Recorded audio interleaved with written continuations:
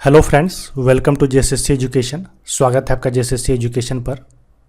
Last video में हम लोगों ने बीपीएससी एग्ज़ाम की तैयारी कैसी की जाए इसकी पूरी रणनीति पर हम लोगों ने बात की थी।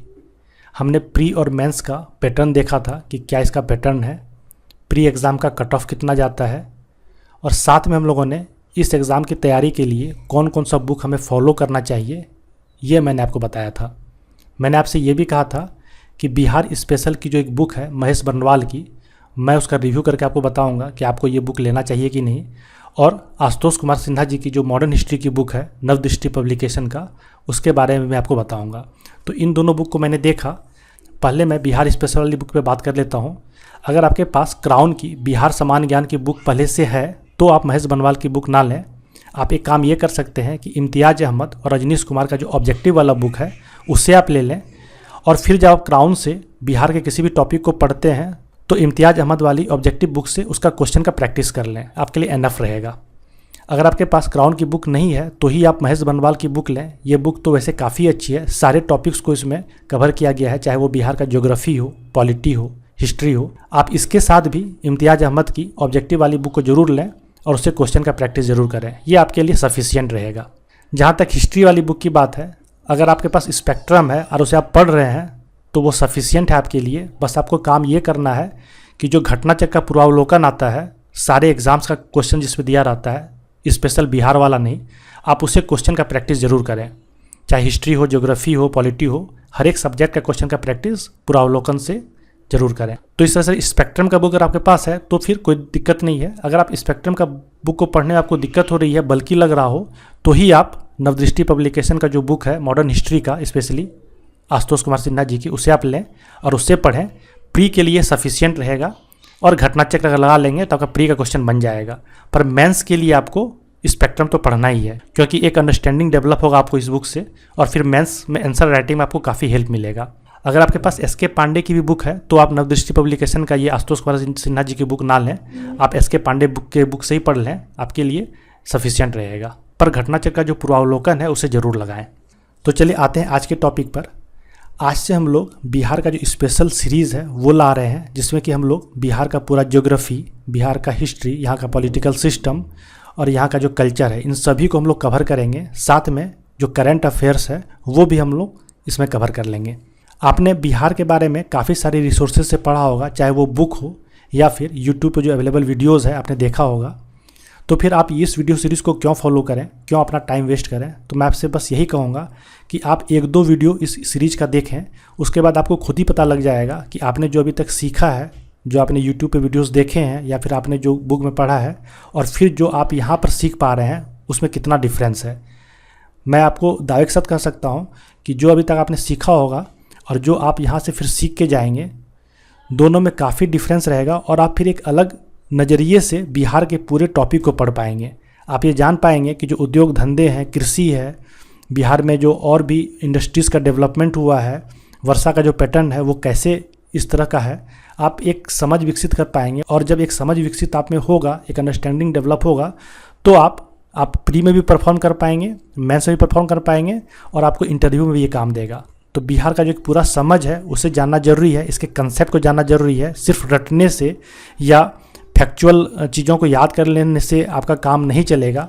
आप क्वालिफाई तो कर जाएंगे पर एक अच्छे रैंक नहीं ला पाएंगे। तो इसीलिए इस वीडियो सीरीज को देखें, एक दो वीडियो देखें, आपको खुद ही पता लग जाएगा कि अंतर है कि नहीं है। ठीक है, तो चलिए शुरू करते हैं। सबसे पहले हम लोग ये देखते हैं कि बिहार का नाम बिहार क्यों पड़ा। इसे जानने से पहले बिहार की स्थिति देख लेते हैं कि भारत के मैप पर बिहार कहाँ पर है। तो आप देखें तो बिहार यहाँ पर स्थित है। मैप में हम लोग जानते हैं कि इसे हम लोग नॉर्थ डायरेक्शन कहते हैं, उत्तर, इसे दक्षिण, इसे पूर्व और इसे पश्चिम। तो इस तरह से देखें तो इस मैप में जो बिहार की स्थिति है वो पूर्व की ओर है। तो भारत का ये एक पूर्वी राज्य है, ईस्टर्न स्टेट है।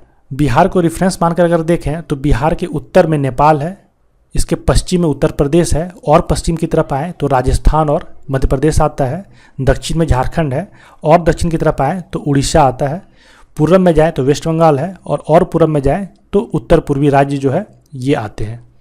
ठीक है, इसको विस्तार से आगे हम लोग देखेंगे। अब देखते हैं कि बिहार का नाम बिहार क्यों पड़ा। जो वर्तमान बिहार का आप क्षेत्र देख रहे हैं ये कभी मौर्य से लेकर गुप्त काल तक, मीन्स मौर्यन एम्पायर से लेकर गुप्ता एम्पायर तक 185 बीसी मौर्यन एम्पायर यहाँ से शुरू होता है, यहाँ से लेकर गुप्त काल तक ये मगध के नाम से जाना जाता था। और यही क्षेत्र है जहाँ पर भगवान बुद्ध जो है इनकी कार्यस्थली थी। ये भगवान बुद्ध का जो पीरियड है वो है 563 बीसी से लेकर 483 बीसी तक, ये आपको पता होगा। और भगवान बुद्ध ने बौद्ध गया में ही अपनी ज्ञान की प्राप्ति की थी, तो इनकी ये कार्यस्थली होने के कारण जो इनके शिष्य थे, इनके श्रद्धालु थे, बौद्ध भिक्षु थे, इनके लिए यह तीर्थस्थली हो गई। और भारी संख्या में यहाँ पर बौद्ध भिक्षु, सन्यासी और श्रद्धालु आने लगे। ये यहाँ पर आते थे और यहाँ पर निवास करते थे। तो जिस स्थान पर ये निवास करते थे उस स्थान को ही हम लोग विहार के नाम से जानते हैं। ये विहार शब्द जो है संस्कृत और पाली भाषा का शब्द है, जिसका अर्थ होता है आवास या रहने का स्थान।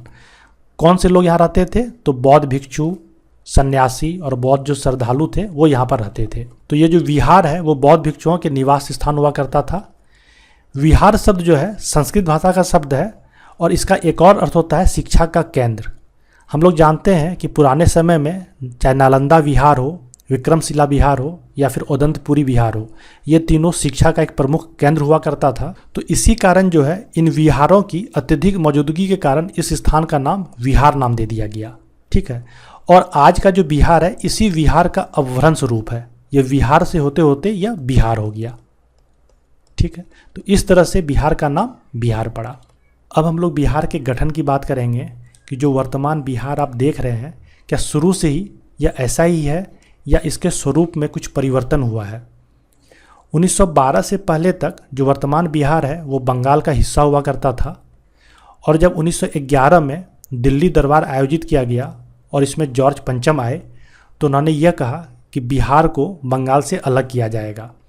और उन्हीं के कहे अनुसार 22 मार्च 1912 को अधिसूचना जारी की गई कि बिहार को बंगाल से अलग किया जाएगा। और इसका जो प्रभाव का तिथि रखा गया, मीन्स कब से यह अलग हो जाएगा, तो वो 1 अप्रैल 1912 रखा गया। मीन्स 1 अप्रैल 1912 को बिहार अस्तित्व में आ गया। पर अधिसूचना जो है वो 22 मार्च को ही जारी कर दी गई थी। इसीलिए प्रत्येक वर्ष हम लोग 22 मार्च को बिहार दिवस के रूप में मनाते हैं। बहुत से लोगों के मन में ये कन्फ्यूजन रहता है कि जब बिहार 1 अप्रैल 1912 को अस्तित्व में आया तो हम लोग बिहार दिवस 22 मार्च को क्यों मनाते हैं, 1 अप्रैल को क्यों नहीं मनाते हैं?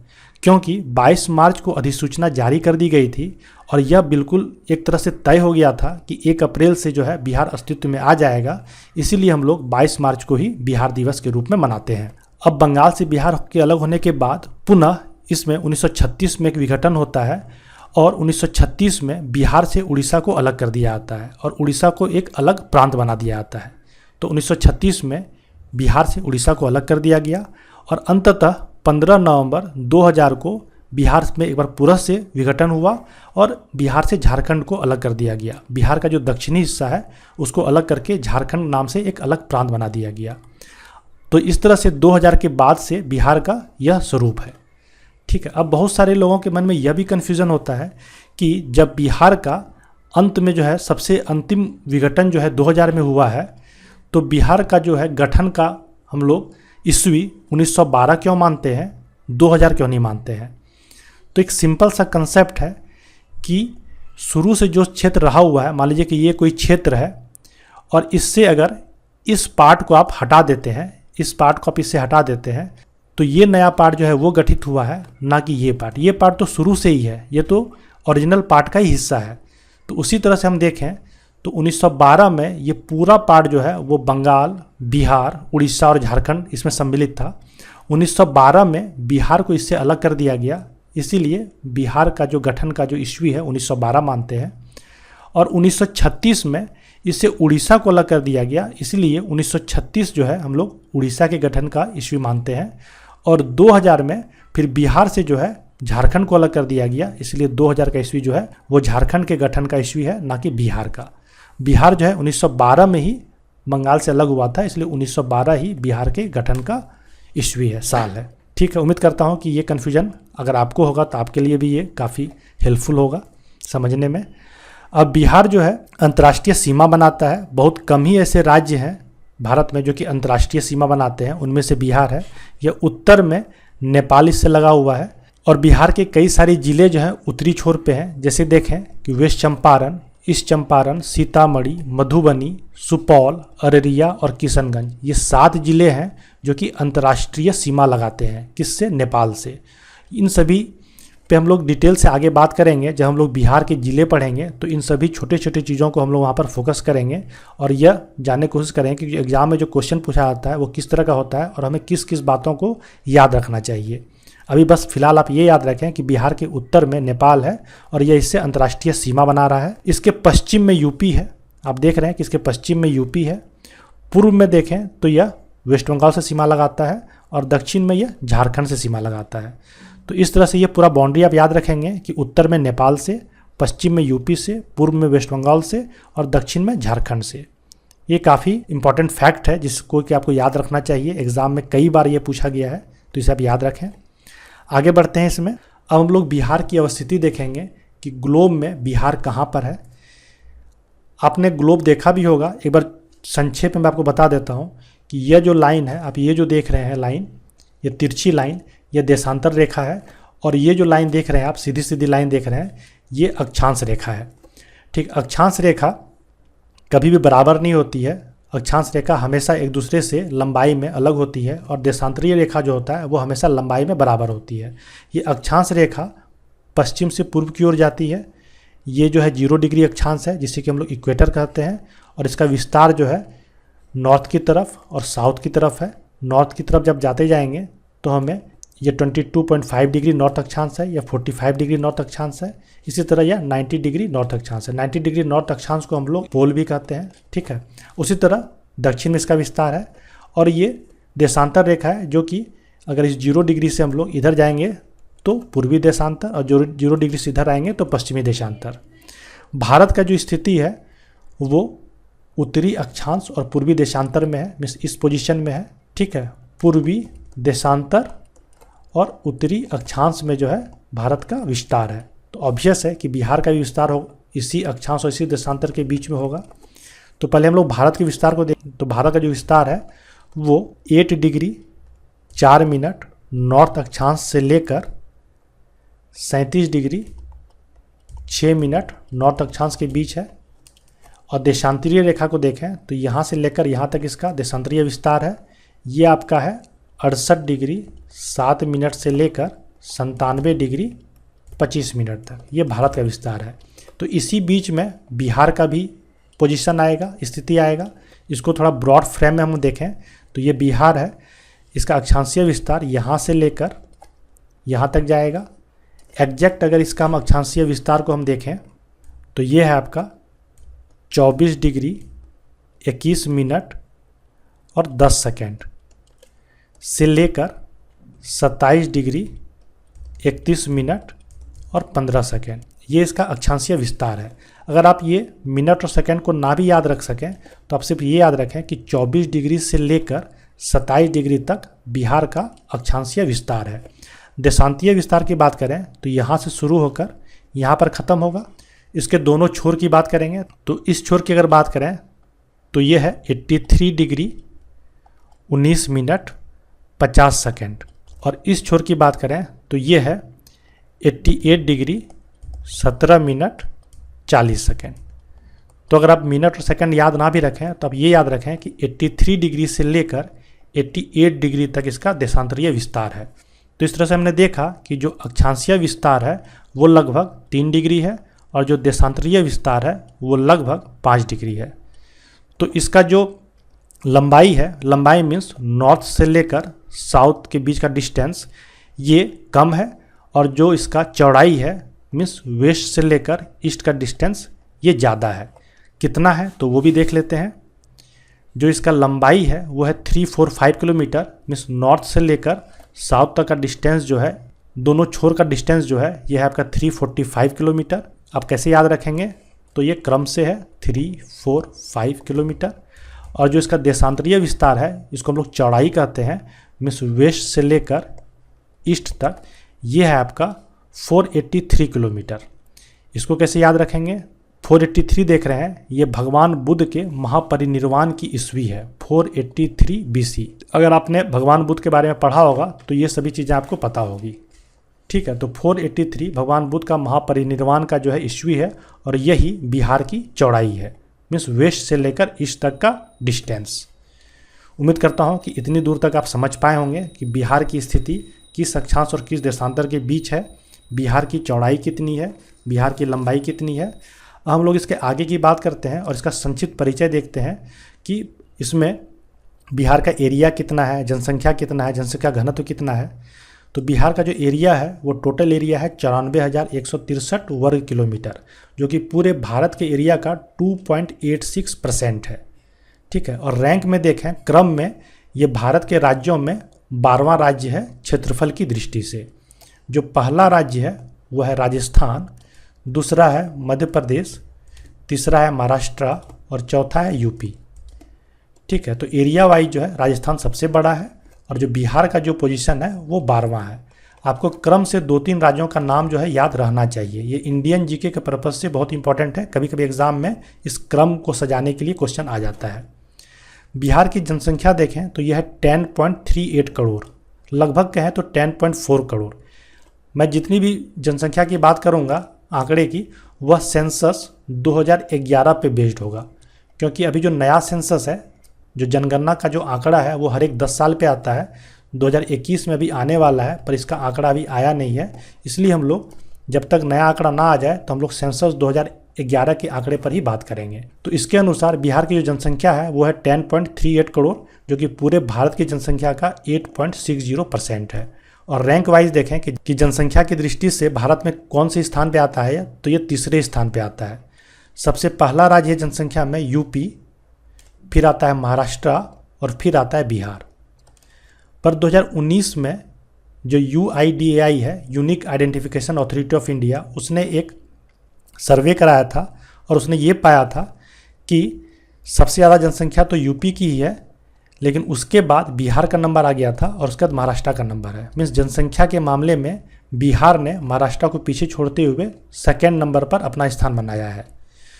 तो अगर आपसे स्पेसिफिकली ये पूछा जाए कि 2019 में UIDAI ने जो सर्वे कराया था उसके हिसाब से बिहार जनसंख्या की दृष्टि से कौन से स्थान पे है, तो आप सेकंड बोलेंगे। अगर कुछ भी ना मेंशन किया हो तो आप सेंसस 2011 का डेटा मानेंगे और उसके हिसाब से बिहार तीसरे नंबर पे है। उम्मीद है कि जैसे ही नए आंकड़े आ जाएंगे सेंसस के तो बिहार जनसंख्या के मामले में दूसरे स्थान पे चले जाएगा। ठीक है। अब मेल और फीमेल की जनसंख्या देखें, महिला और पुरुष की जनसंख्या देखें, तो पुरुष की जनसंख्या 5.42 करोड़ है बिहार में, जो कि पूरे जनसंख्या का 52% है। महिला की जनसंख्या देखें तो 4.98 करोड़ है, जो कि पूरे जनसंख्या का 48% है। जनसंख्या घनत्व की बात करें तो 1106 है बिहार का। जनसंख्या घनत्व होता क्या है, इंग्लिश में से पॉपुलेशन डेंसिटी कहते हैं। इसका अर्थ होता है कि 1 वर्ग किलोमीटर के अंदर रहने वाले लोगों की संख्या, 1 वर्ग किलोमीटर में जितने लोग रहते हैं उसे ही हम लोग पॉपुलेशन डेंसिटी कहते हैं। तो इस तरह से भारत का जो पॉपुलेशन डेंसिटी है वह है 382। 382 का अर्थ है कि 1 वर्ग किलोमीटर में भारत में 382 व्यक्ति रहते हैं और बिहार में अगर देखें तो 1106 व्यक्ति रहते हैं। तो जनसंख्या घनत्व के मामले में जो बिहार है वो भारत में पहला स्थान रखता है। सबसे ज़्यादा जनसंख्या घनत्व तो बिहार का है। अगर हम लोग लिंगानुपात की बात करें, सेक्स रेशियो की बात करें, तो यह बिहार के केस में 918 है। यह क्या होता है, तो 1000 पुरुषों पर कितनी महिलाएं हैं, तो 1000 पुरुषों पर बिहार में 918 महिलाएं हैं। और पूरा भारत की अगर हम लोग बात करें तो इसका आंकड़ा है 940। ठीक है। तो पूरे भारत में 1000 पुरुषों पर 940 महिलाएं हैं, जहां बिहार में 918 महिलाएं हैं। लिंगानुपात के मामले में बिहार थोड़ा पिछड़ा हुआ है और यह पूरे भारत में 24वां स्थान रखता है। ठीक है। तो इसे भी आप ध्यान में रखेंगे। अगर प्रमंडल की बात करें कि कितने प्रमंडल या डिवीजन है यहाँ पर बिहार में, तो डिवीजन्स होता क्या है, कई सारे डिस्ट्रिक्ट को मिलाकर एक डिवीजन बनता है। तो बिहार में टोटल 9 डिवीजन्स हैं। ये जो अलग अलग कलर आप देख रहे हैं, ग्रीन, ब्लू, रेड, पिंक, ये अलग अलग डिवीजन्स को बता रहा है और टोटल 9 डिवीजन्स हैं। कौन कौन से हैं, तो पटना, तिरहुत, सारण, दरभंगा, कोसी, पूर्णिया, भागलपुर, मुंगेर और मगध। आप देख लें कि कौन सा जगह कहाँ पर आ रहा है। जैसे ये पटना जो है प्रमंडल है, ये आपका मगध प्रमंडल है, ये आपका मुंगेर प्रमंडल है, ये आपका भागलपुर प्रमंडल है, ये आपका पूर्णिया प्रमंडल है। तो इस तरह से सारे प्रमंडल को आप एक बार एक नज़र में देख लें। आपको याद नहीं रखना है, अभी धीरे धीरे अपने आप ये सारी चीज़ें आपको याद हो जाएगी। कितने डिस्ट्रिक्ट्स हैं यहाँ पर, कितने ज़िले हैं यहाँ पर, तो टोटल 38 ज़िले हैं। ये टोटल ज़िले को आप देखेंगे तो टोटल 38 ज़िले बिहार में हैं। और जो सबसे अंतिम ज़िला है, जो सबसे अंतिम ज़िला का जो गठन हुआ था उसे हम लोग अरवल के नाम से जानते हैं। ये 38वां ज़िला है बिहार का। इसका पोजीशन देखें तो यहाँ पर है ये ज़िला। कितने अनुमंडल हैं, एक ज़िले में कई सारे अनुमंडल होते हैं। तो टोटल जो अनुमंडल हैं जिसे हम लोग सब डिविजन्स कहते हैं वो 101 है। जब आप बिहार में बीपीएससी को क्वालिफाई करके बिहार एडमिनिस्ट्रेटिव सर्विस, बिहार प्रशासनिक सेवा में जाएंगे तो आपको सबसे पहला जो पोस्ट मिलता है वो एसडीएम का ही मिलता है। वो एक सब डिवीज़न का हेड होता है, ठीक है। और इस अनुमंडल को हम लोग कई सारे प्रखंड में बांटते हैं। और टोटल जो प्रखंड है, यह इसको ब्लॉक भी कहते हैं इंग्लिश में, तो ये टोटल 534 ब्लॉक है पूरे बिहार में। तो ये सब फैक्चुअल डेटा है जो कि आपको पता होना चाहिए जब आप बिहार का अध्ययन करने जाते हैं। तो राजकीय भाषा की अगर बात करें तो बिहार में हिंदी जो यहाँ की राजकीय भाषा है, यहाँ पर द्वितीय राजकीय भाषा भी बनाई गई है और वो है उर्दू। तो इसे आप ध्यान रखेंगे, उर्दू यहाँ की द्वितीय राजकीय भाषा है और पहली राजकीय भाषा कौन सी है, हिंदी है। थोड़ा और इसमें आगे देखते हैं कि सर्वाधिक गर्म जिला कौन सा है। तो सर्वाधिक गर्म जिला है बिहार में गया। गया का स्थान कहाँ पर है, तो यहाँ पर गया है। और सबसे ठंडा जिला भी गया ही है। ये सब सर्वाधिक गर्म जिला और सर्वाधिक ठंडा जिला दोनों गया है, ठीक है। सबसे कम वर्षा वाला जिला कौन सा है, औरंगाबाद। यह है औरंगाबाद सबसे कम वर्षा वाला जिला। ये सभी चीज़ें हम लोग आगे और विस्तार से पढ़ेंगे। बस एक मोटा मोटा आइडिया यहाँ पर आप रखिए कि सबसे कम वर्षा वाला जिला कौन सा है, औरंगाबाद। और सबसे ज़्यादा वर्षा वाला जिला कौन सा है, किशनगंज, जो कि यहाँ पर है। इसका डायरेक्शन क्या कह सकते हैं आप, उत्तर पूर्वी जिला, ठीक है। बिहार में यह उत्तर पूर्वी भाग में स्थित है। किशनगंज इसलिए ज़्यादा वर्षा होता है क्योंकि ये जो है वेस्ट बंगाल के जो दार्जिलिंग वाला जो जगह है, एरिया है, उससे काफ़ी नज़दीक है। और यहाँ का जो जलवायु है काफ़ी मिलता जुलता है, इसीलिए जो किशनगंज में भी वर्षा की मात्रा ज़्यादा होती है। लोकसभा की सीट की बात करें तो बिहार से 40 लोकसभा की सीट है लोकसभा में। और राज्यसभा की सीट की बात करें तो 16 राज्यसभा की सीटें बिहार को आवंटित की गई है। विधानसभा की बात करें तो लेजिस्लेटिव असेंबली में टोटल यहाँ पर 243 सीट है। और अगर लेजिस्लेटिव काउंसिल की बात करें, विधान परिषद की बात करें तो 75 सीट है। बिहार का जो विधायिका है वह 2 सदनीय है, 2 सदन है। बहुत कम ही ऐसे स्टेट्स हैं जहाँ पर 2 सदनीय व्यवस्था है। आगे हम लोग जब पॉलिटी बात करेंगे तो उन सभी स्टेट्स की बात करेंगे कि जहाँ 2 सदनीय व्यवस्था है। बिहार में 2 सदनीय है जहाँ पर विधानसभा में 243 सीट है और विधान परिषद में 75 सीट है। इंग्लिश में इसे बाइकार्मल सिस्टम कहते हैं। यहाँ के राज्यपाल फागू चौहान जी हैं। वर्तमान में यहाँ के मुख्यमंत्री नीतीश कुमार जी हैं। और यहाँ के विधानसभा अध्यक्ष जो हैं वह है विजय कुमार चौधरी। तो ये सब फैक्चुअल डेटा है, चेंज होते रहता है, करंट अफेयर्स का डेटा है ये। पर जैसे ही चेंज होता है आप इसे अलग से याद कर लीजिए। मैंने यहाँ पर करंट अफेयर्स की दृष्टि से यहाँ पर मैंने इसे लिख दिया है। अब हम लोग बिहार के राजकीय प्रतीक को देखेंगे कि सरकार ने राजकीय प्रतीक के रूप में किसे किसे अपनाया है। सबसे पहले हम लोग राजकीय चिन्ह की बात करेंगे, स्टेट एम्बलम की बात करेंगे। तो यह है Bodhi tree with swastika and bricks. इसके फिगर को देखें तो ये स्टेट एम्बलम है। इसे आप देख पा रहे होंगे कि ये बोधि ट्री है जिसके की टहनी पर 2 प्रेयर बीड्स लटके हुए हैं। ये प्रार्थना की माला है और इसके दोनों छोरों पर 2 स्वास्तिक का चिन्ह लगा हुआ है। और ये जो बोधि ट्री है ये एक ईंट पर है, ये ईंट है, ब्रिक्स पे है। और इस ब्रिक्स के अंदर उर्दू से कुछ लिखा हुआ है। ये उर्दू से इसमें बिहार लिखा हुआ है, ठीक है। तो यही स्टेट एम्बलम के रूप में स्टेट गवर्नमेंट ने इसे अपनाया हुआ है। राजकीय गीत के बारे में अगर बात करें तो यह है मेरे भारत के कंठहार तुझको सत सत वंदन बिहार। तो इसको आप याद रखेंगे, एग्जाम में हो सकता है कि ये पूछ लिया जाए कि राजकीय गीत कौन सा है। राजकीय पशु की बात करें तो यह है गौर। ये दिखने में कुछ इस तरह का होता है। किसी किसी बुक में या फिर आप यूट्यूब चैनल पर देखे होंगे कि बैल भी बताया गया है। तो मैंने जब इस पर और ज़्यादा रिसर्च किया तो ये देखा कि 2013 में बिहार सरकार ने एक नोटिफिकेशन इश्यू किया था और उस नोटिफिकेशन में राजकीय पशु के रूप में बैल को और राजकीय पुष्प के रूप में गेंदा को बताया था। पर जब मैंने लेटेस्ट डेटा देखा, चाहे वो गूगल पे हो या फिर किसी और प्लेटफॉर्म पे, तो हर जगह राजकीय पशु के रूप में गौर को बताया गया है और राजकीय पुष्प के रूप में कचनार को बताया गया है। तो आप इसे ही ध्यान में रखेंगे। मेरे हिसाब से अगर एग्जाम में क्वेश्चन आता है तो आप गौर पे ही टिक करें और राजकीय पुष्प में कचनार पर टिक करें, ठीक है। अगर आपको इसके बारे में और ज़्यादा आइडिया हो, पता हो, तो आप हमें कमेंट बॉक्स में बताएं कि कौन सा सही इन्फॉर्मेशन है। पर अगर आप मुझसे पूछेंगे तो मेरा आंसर रहेगा कि गौर जो है इसका राजकीय पशु है बिहार का, और राजकीय पुष्प जो है वो कचनार है। ठीक है, आप हमें कमेंट बॉक्स में ज़रूर बताएं। अगर मैं गलत हूँ तो आप मुझे ज़रूर करेक्ट करें। राजकीय मछली है यहाँ का मांगुर, और ये जो गौर है ये गाय और बैल के प्रजाति का ही है। इसे आप लोग मिथुन भी हम लोग कहते हैं, या फिर हम लोग देसी भाषा में इसे सांड के रूप में भी जानते हैं। तो इसकी संख्या काफ़ी तेज़ी से घट रही थी, इसलिए बिहार सरकार ने इसको संरक्षित करने के लिए राजकीय पशु के रूप में इसे घोषित किया है। राजकीय मछली है यहाँ पर देसी मांगुर। तो इसके फिगर को देखें तो ये देसी मांगुर का जो है फिगर है, आप इसे देखे भी होंगे। राजकीय पक्षी अगर देखें तो ये गोरैया है, जिसे हम लोग इंग्लिश में स्पैरो कहते हैं। आपने देखा होगा कि इसकी संख्या जो है काफ़ी तेज़ी से कम हुई है। पहले आप बहुत ही फ्रीक्वेंट जो है इसके आवाज़ को सुन पाते होंगे, पर अब धीरे धीरे बहुत ही कम हो गया है इसकी संख्या।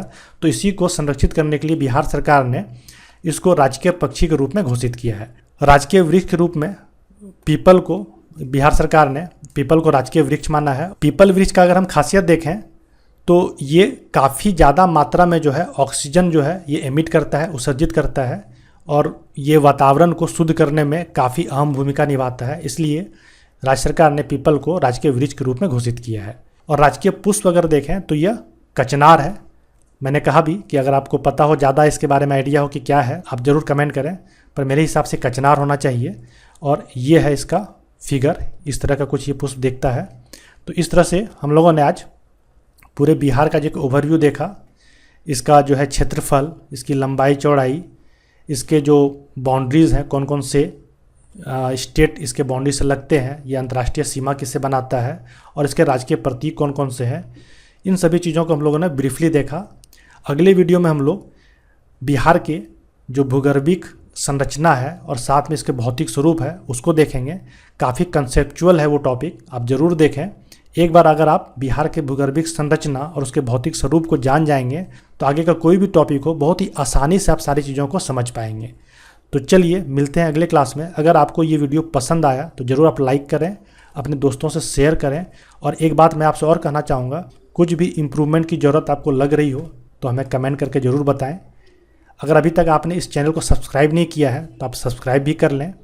एक बात मैं आपसे और कहना चाहूँगा कि जो भी वीडियो क्लास मैं यहाँ पर लेके आ रहा हूँ, इसका PDF नोट्स जो है मैं इस टेलीग्राम ग्रुप पे अवेलेबल करा दूँगा।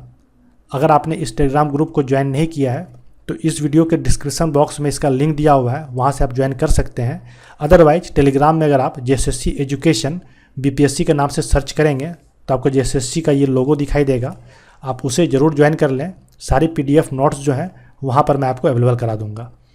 अगर आपको किसी भी तरह का इंक्वायरी करनी हो हमारे चैनल से रिलेटेड, इस पूरे जो सीरीज चलाया जा रहा है बिहार का या फिर झारखंड का, उससे रिलेटेड, तो आप ज़रूर कॉल करके पूछें।